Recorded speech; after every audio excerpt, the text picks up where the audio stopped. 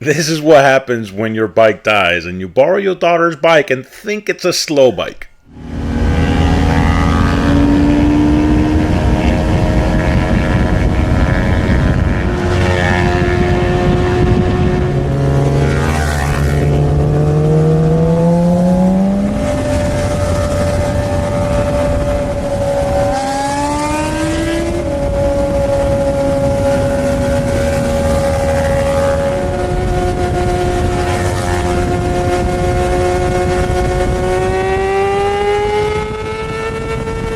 Thank you, Kayla, for letting your dad come out and play.